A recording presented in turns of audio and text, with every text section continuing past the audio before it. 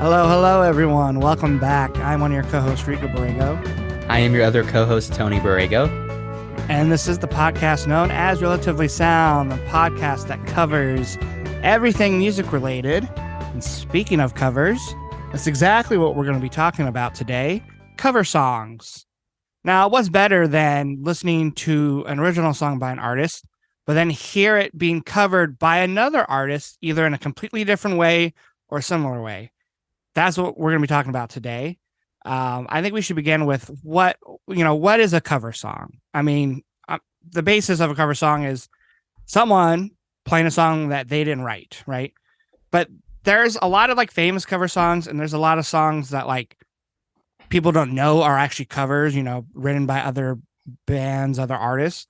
And we'll get to some of those. Tony and I each picked 3 different songs that we wanted to talk about a little bit. But Tony, what to you makes a good cover song? What do you look for in a cover song? Easy. What I look for in a cover song is the original song viewed at in a new light. And I guess that's kind of a vague statement to say. But what I like is for there to be some elements that remain the same from the original version, and then some completely new elements. Because didn't Weezer release like a cover album a few years ago, and like all the songs were pretty much exactly the same as the original? Africa, Take on Me. And to me, it's kind of just like, I'll just listen to the original at that point. Unless maybe the singer's got a great voice. For example, you could look at a lot of those songs from like the 60s with singers like Andy Williams, Tony Bennett, Frank Sinatra.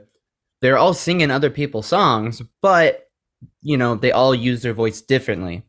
So it's hard to say how much of a difference, does a certain element make, a certain performer makes. But for me, the best covers always bring something new to the table. And I think here's the important distinction here, or the important factor to remember, is it's not so much which one is better. You don't necessarily have to have a better performance. It's just a different take on the song. And then, so some songs I like listening to the original and the cover versions because they're both fresh to me. Even if I find one to be superior, so to speak. Yeah, I agree because I agree with you completely. Like, I feel like a good cover song, like parts of it stays true to the original. Probably lyrics, it's gonna pretty much stay the same, but the music aspect is what a band or artist will change. But there's some songs that like I love the original, and like you said, you also love the cover, and then sometimes you might like the cover better, or sometimes the cover will make you appreciate the original song. Maybe you were never a fan of that band, and then one of your bands covers that song, and you're like, oh, I appreciate the original more. That's a great point right there. Think about how many songs that you've discovered only because a band or artist that you like covered it. Yeah, because and there's some songs like you said, songs from like the 60s and whatnot, like those get covered a ton. And then there's like traditional songs that get covered a ton. Like, I mean, think about like Christmas music, there's like a ton of Christmas songs like Jingle Bells that gets covered and whatnot. And then you have like songs too that just like Hallelujah by Leonard Cohen, that became more famous with the Jeff Buckley version, but there's like 1,000 probably covers from well-known bands and artists, and then just tons of people online just putting up a video of their cover of Hallelujah. So and there's a ton of famous ones that we're not going to get to today that like Hurt, Johnny Cash covered 9 Inch Nails. To me, that's one of the best covers of all time because it's so different than the original, but Johnny Cash's version and the emotion he puts into it, even though slightly different than Trent Reznor's version, I do feel like I connect to that song way more than the 9 Inch Nails version. I mean, that's just because I don't listen to 9 Inch Nails. They're not a band that I particularly like or listen to. But there's like a ton that people don't even realize are covers. Respect, Aretha Franklin, originally was written by Otis Redding, or Proud Mary, that was originally written by CCR. So there's a ton of those covers that we won't get to today, but or not Jolene, but Dwight Stripes covered Jolene, but Dolly Parton, she originally wrote "I Will Always Love You." Whitney Houston's the one that made it really popular and famous. So I think most of the ones we're covering today, the ones that Tony and I picked, are, I would say, like the originals are maybe more well known than the covers. But I'll start with my first one. One of my covers is a song that we have actually talked about before on this podcast.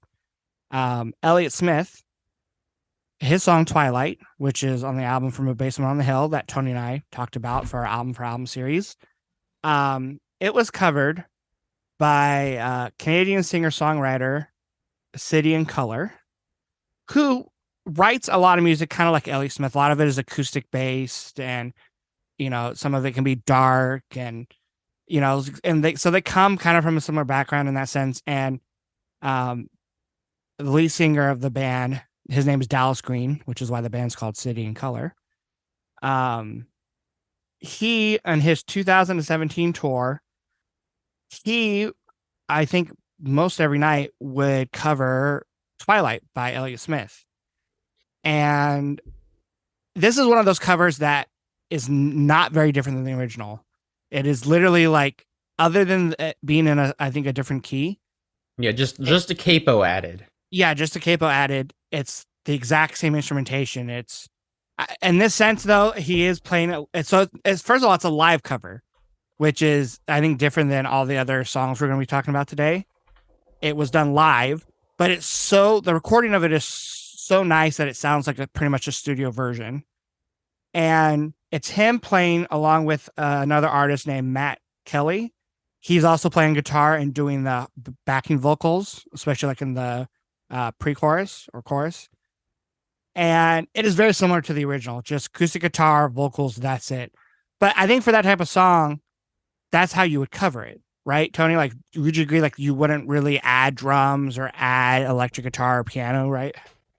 I mean, that's the thing, is that you could really do whatever you want with a cover. And even though this isn't a cover, this is kind of maybe in the same, ballpark here. Simon and Garfunkel, a song like Sound of Silence, like, everyone thinks of that as just an acoustic and vocal song, right? But there is a released version that came out at the time that was actually, I believe, more successful, that had electric guitar and drums in it. And even though I don't think that version is close to as good, it's just everyone likes, it done a different way. Now, I think that Mr. Dallas Green did a good choice and kept it acoustic and straightforward. And like you said, even though it's live, it's a fantastic performance. And I think in that way, just his performance being so good really is enough to warrant it being a great cover. And for me, I mean, I already knew that song Twilight and I liked it, but hearing City and Color's version of it made me enjoy the song even more. Because for me, Elliott Smith, the hardest thing for me to get into his music was his voice.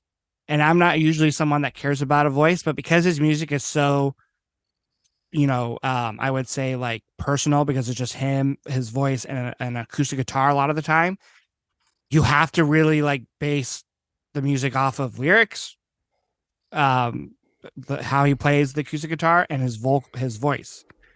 And if I'm being honest, I much prefer Dallas Green's voice in City and Color.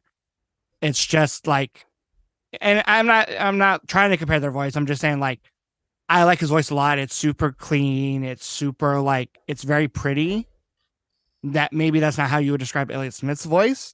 And I think that's kind of what makes the cover a slightly different, is even though they're both singing the song with, like, kind of the same, I would say, passion and an emotion, it's just their timbre of their voices are different. And so you get, I think, a slightly cleaner version with City and Color's cover of that song. So it's an instance where the arrangements are basically identical, but because the voices are different, it kind of adds something a little different to the song. I think that's well said. We will not be talking about, since Tony brought up Sound of Silence, we will not be talking about Disturbed's cover of Sound of Silence.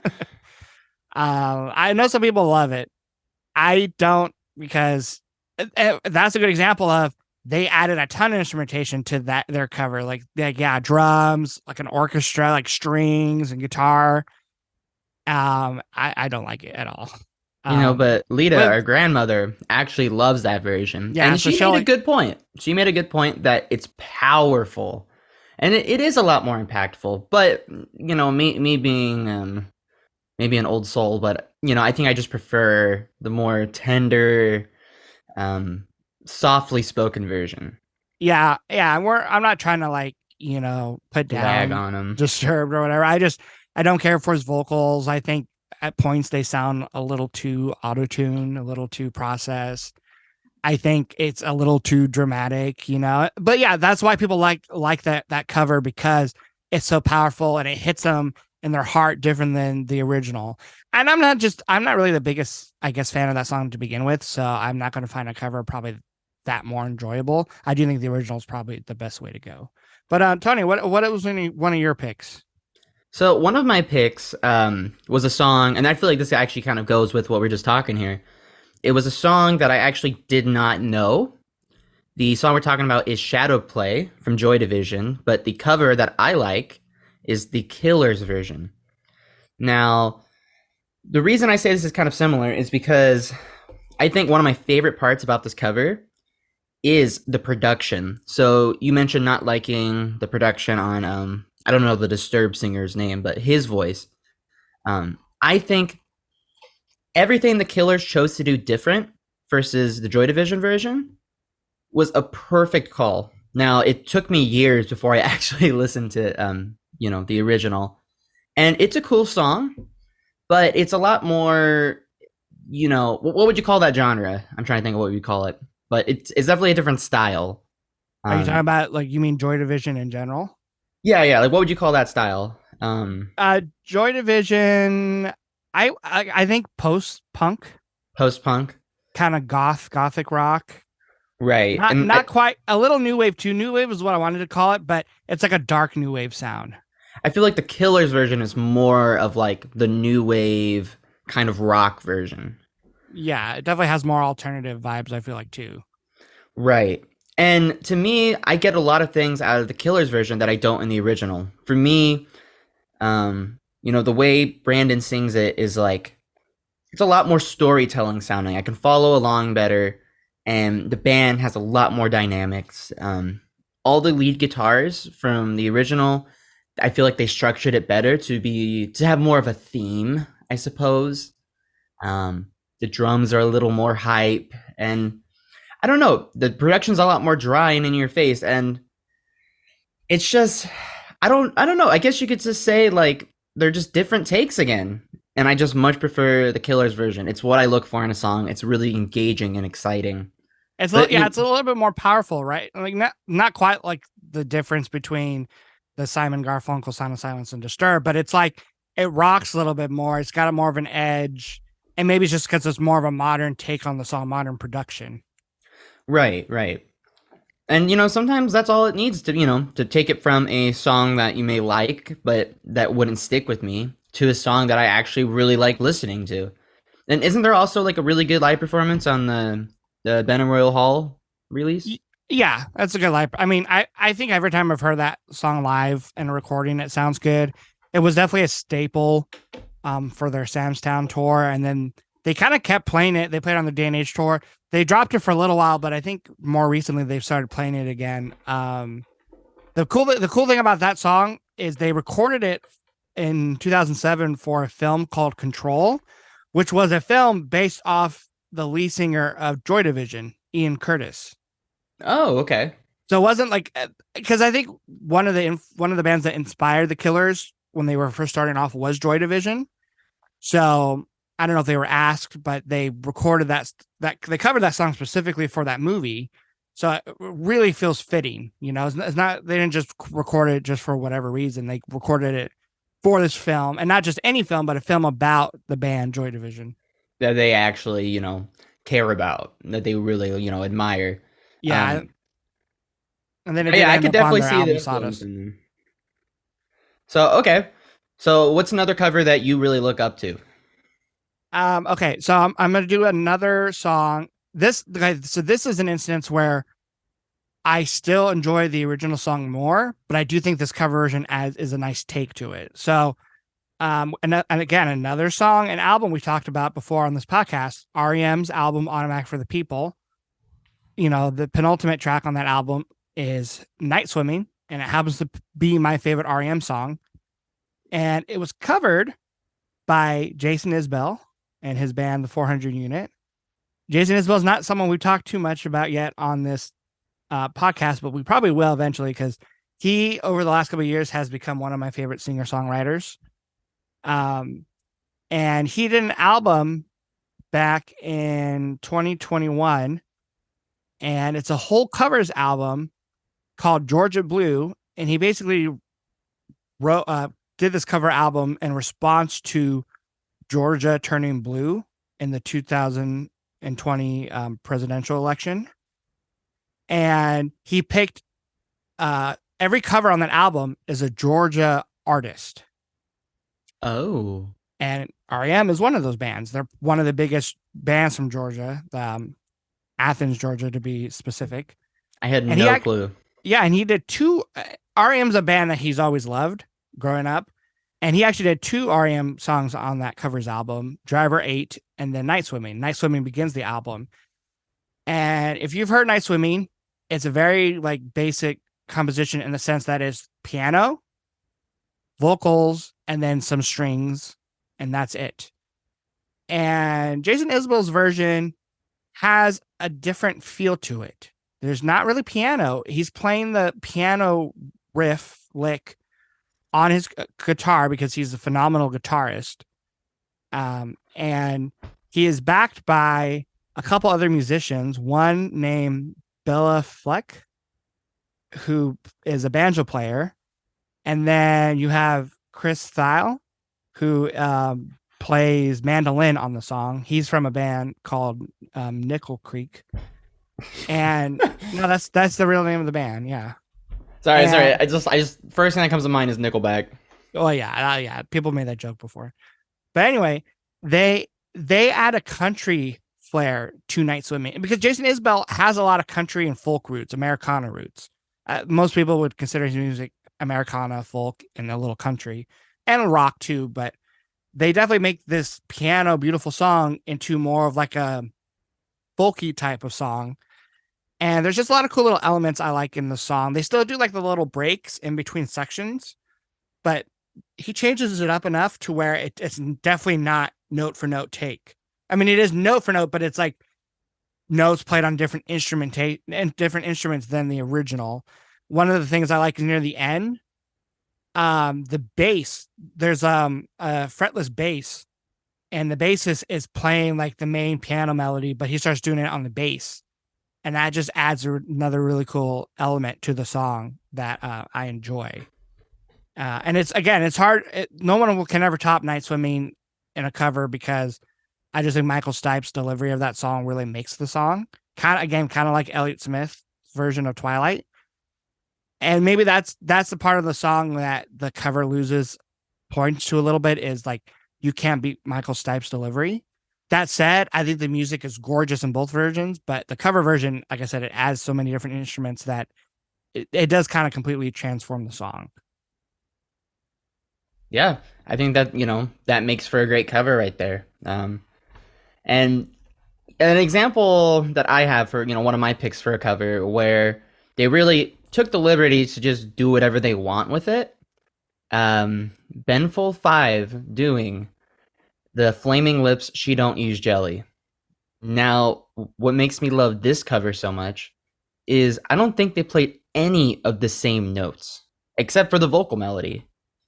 So what goes from a simple sort of like pop rock, like just really kind of just, happy sounding simple song with, kind of creative lyrics turns into this sort of like fusion jazz kind of loungy sounding thing, and it is just one of the coolest things I've ever heard. What goes from a song where the verses are mostly just, I think it's just like chords, a sustain, just really upfront vocals in a mix, that gets transformed to a song with three-part harmony. And, and I think there's like a piano solo and everything. And it's just, you just have to hear it. I what's interesting is my friend Bryce, he does know both versions as well. And he prefers the original because there's just more focus on the lyrics, which is interesting because the lyrics kind of is the song, at least to me. That's what makes the song memorable. But I kind of argue, on the other side of the fence here, that the Ben Folds 5 version the music is so fun that it enhances the lyrics and kind of the imagery in it. One of the lines, when she wants her hair to be real orange, she uses tangerines. Something like that is just so playful that I just love hearing this fun and kind of oddly jazz, take on it. Is this one that you also really love? I know you're very familiar with it. Yes. Not with the original, but with the Ben Folds 5 cover. Yeah, I never knew of that song beforehand before I heard the Ben Folds 5 cover. I know of the Flaming Lips. I just don't I think that's the only Flaming Lips song I know. I just don't know their Well, music. Blister in the Sun. Isn't that that's a Violet Fent? Violet Fent? Oh, crap. Yeah, that's not the same band. Oh, are you serious? I thought that goes to show how little I know about either band. Yeah, no, I don't know their other music, but I do know that song because of the Ben Folds 5 cover, and I love their approach to the song. I heard the original after I heard the Ben Folds 5 cover, and to me, there was no comparison. I can see why some people wouldn't like it if you don't like that kind of jazz piano. Some people might consider it a little cornball and stuff, and yeah, I can see that. If you don't like Ben Folds, the music Ben Folds and Ben Folds 5 play, you're not gonna like their cover at all. But I love Ben Folds and Ben Folds 5, and their cover. I think the vocals really take it up a notch.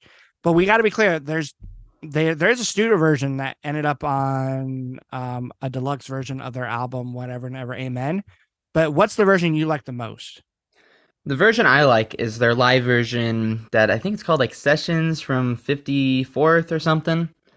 But it's just way better. And the reason why is the studio version on the the deluxe issue is just kind of overproduced. There's kind of like percussion and orchestral bits that just kind of really make it a lot more kind of cornbally, as you mentioned. It sounds like one of those demos you get on like a keyboard when you buy it. Yeah, that sums it up right there. But the live version is where they kind of transform it.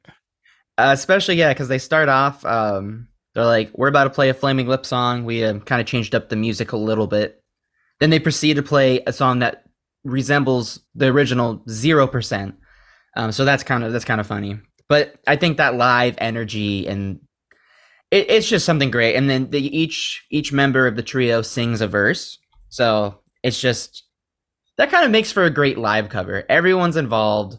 You're having a good time. And yeah, I don't know what else I can say other than listen to it, please. And speaking of songs that are very different than the original, the last song I wanted to bring up is a song originally recorded and written by a band called Smog. The song is called Held. And Smog is a band that I know very little about. All I know is that the lead singer is Bill Callahan, who a lot of people respect. I don't know any of his songs other than this Smog song, but that's his band, Smog. And their song Held came out originally on a 1999 album. And the band Spoon, who we've talked about before on this podcast, they, in the 2000s, would cover the song live. And when they went to write their most recent studio album, Lucifer on the Sofa, in between COVID, I think they started playing that song again. I think in the rehearsal studio when they were, trying to track songs. And Spoon is a band known for covering songs live and on their albums. I would say more than half their albums has a cover song on it. Oh, wow. I mean, one of their more famous songs, Don't You Ever, that's a cover song. They have a cover song on their album "They Want My Soul." They have a cover song on oh, I'm forgetting the album. Like they actually have songs on their albums where it Me and the Bean is a song on their album Girls Can Tell. That song you cannot find on the internet. Um that song is by like a local Austin band. That Spoon's also from Austin, Texas. And they cover the song on their album. And it wasn't until another podcast recently, a shout out, I turned my podcast on, a Spoon podcast, was that song ever actually put online. So they're known for covering songs that aren't super popular and putting their own spin on it and making it sound like they wrote the song. Because it's not that common. I mean, I guess it's not that out of this world idea to put a cover song on a studio album, but it's just not as like, it doesn't happen all the time.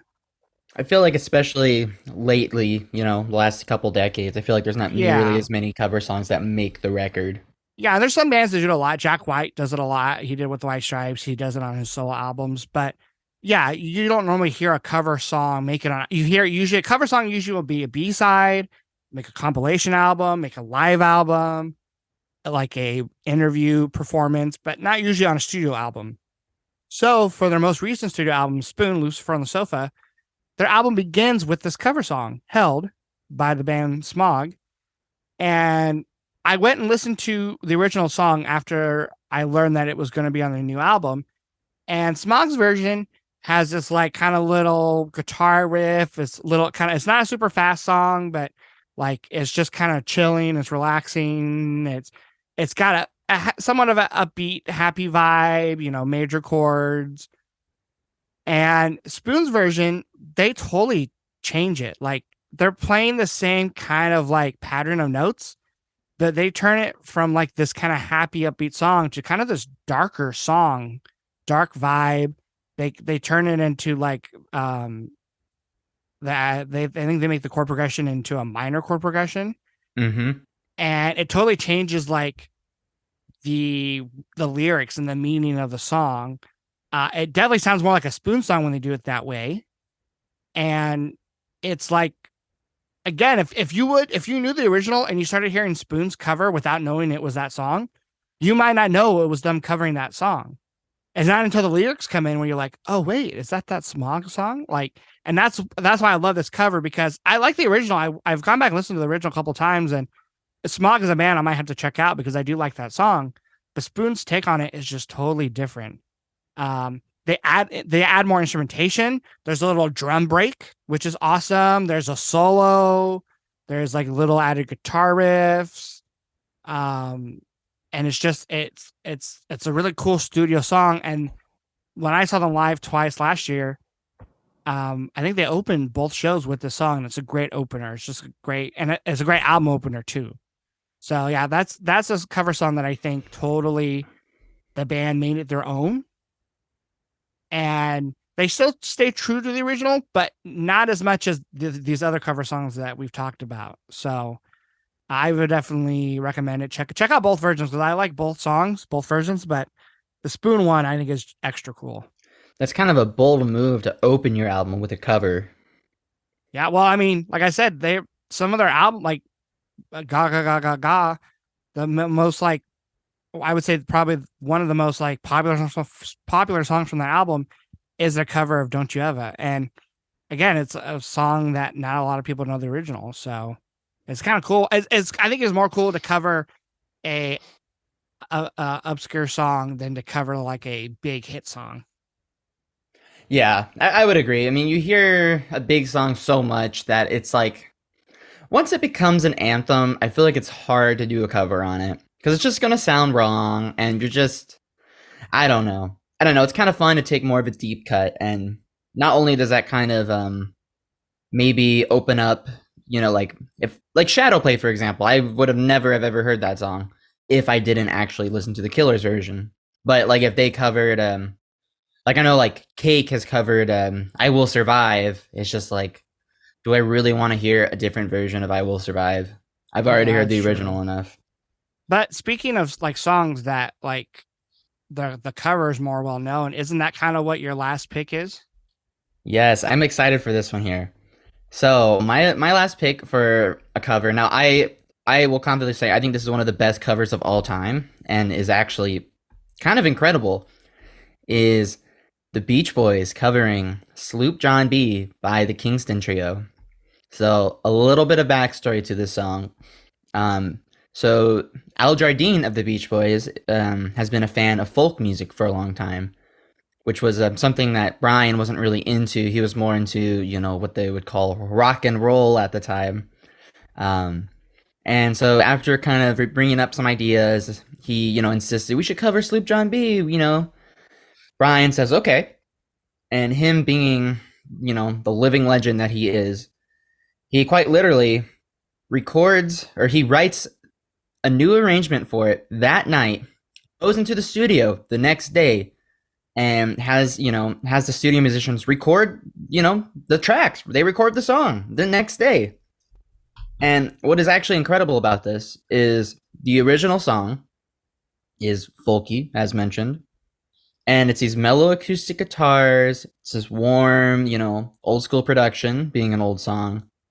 There's banjo in there, and I'm not sure what type of percussion, but it's in there, and it kind of actually grooves surprisingly well. So when you get the Beach Boys version, you start off with, I believe, this 12-string guitar, this super complex long bass line, and throughout the song, more and more vocals enter. Throughout the song, the band rocks harder and harder. More instruments comes in.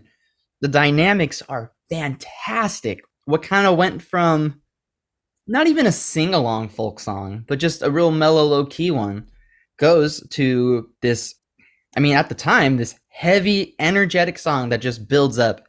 A big change they did too is in the original, one of the lyrics is, I feel so broke up. I want to go home. They say that a lot. That's kind of the hook. The Beach Boys change it to, I feel so, or I'm sorry, the Beach Boys say, I feel so broke up. The original being, I feel so break up. That being said, if you listen very closely, about a minute in, you can hear one of the Beach Boys actually accidentally say, I feel so break up. But I can't say, nothing but good things about it. I think it's fantastic. I think it's innovative. And, I feel like to me, it kind of sets a high standards for what covers should be.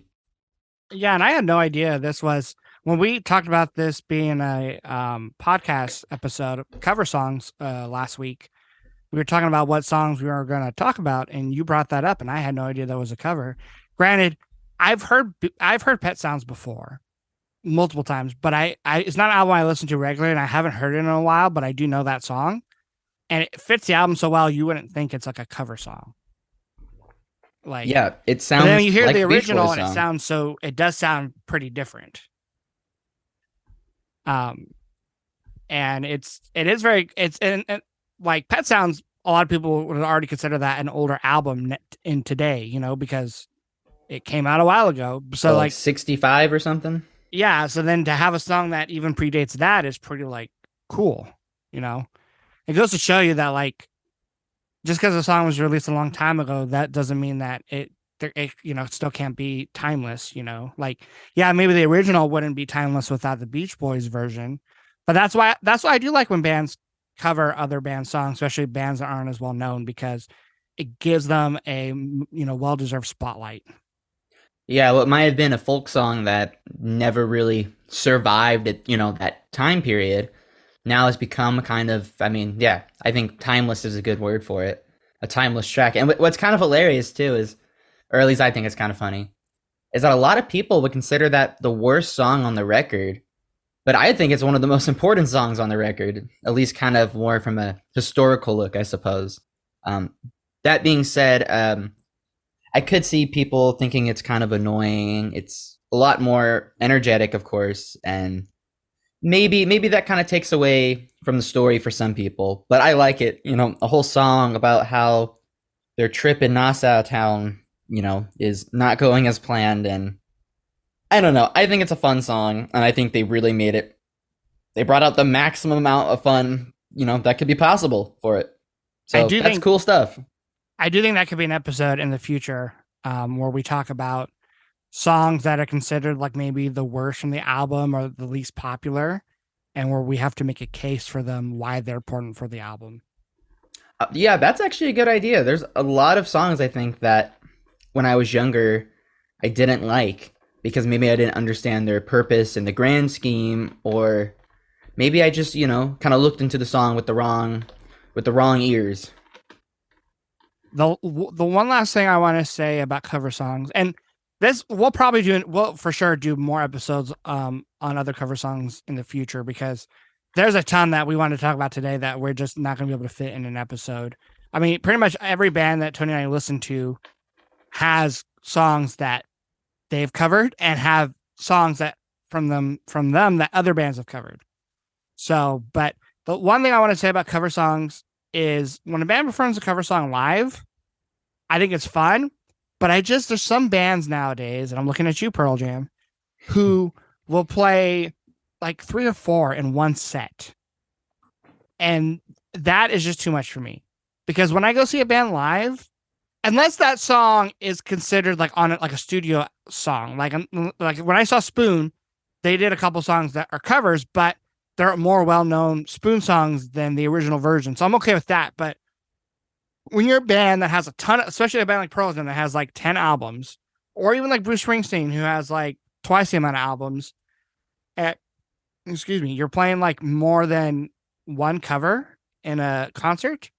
I think that's too much, because I paid to see you and to hear your songs, hear the band songs, the artist songs, whatever. And when there's like 3 or 4 cover songs, even if they're great covers, even if they're fun covers or important covers, I get a little tired of that, like, especially Pearl Jam, when it's like their show ends with like 2 or 3. It's like, no, like, yeah, play a couple, but like, I don't know. I just don't want to hear that many live. It's cool when it's like maybe a live recording, a concert they recorded, or if it's like a B-side to a single, that's cool. I just don't want to go to a show and have, even, even more than 2 cover songs, even 2 cover songs sometimes is too much for me. I want to hear the originals. Yeah, speaking of Pearl Jam doing that, I knew this guy and he went and saw them live, and they had performed like 2 different Pink Floyd covers. And one of my first thoughts was, Rico's probably glad that's not the show he went to. Yeah, I mean, and so I don't know. Like I said, there's some fans out there for any bands who love to hear when a band covers a song, especially if it's like the first time they've covered that song ever live, or other circumstances. But yeah, it's like, especially too when it's like for example, Pink Floyd is not a band I listen to a lot. So if I saw Pearl Jam and they did 2 Pink Floyd cover songs, even if they weren't in a row, I would be rolling my eyes just a little, if I'm being honest. And it's like, yeah, it's a little different if they cover Neil Young songs, because I love Neil Young and I love hearing Pearl Jam cover Neil Young, but I don't need more than one. Like, just give me one. Yeah, and there's one more point that I want to brush on, kind of related to that, is kind of just like a reminder. The goal of a cover is not to be better than the original. It's just to do something different, to add your little spin, your twist to it. There's plenty of covers that I don't prefer over the original. Good example, most people prefer the Nirvana, version of The Man Who Sold the World. And me, I don't even know any Bowie songs, really, only a handful. I prefer the Bowie. I just kind of think it's a little more interesting. And that being said, you don't like either of the versions, I assume. Yeah, don't even ask me to pick, because I'll say neither. So it just goes to show, different strokes for different folks. We all like something different. So it's good that we have a few versions of everything. Covers are fun, and they're a great way to, let's not forget, for bands to get started.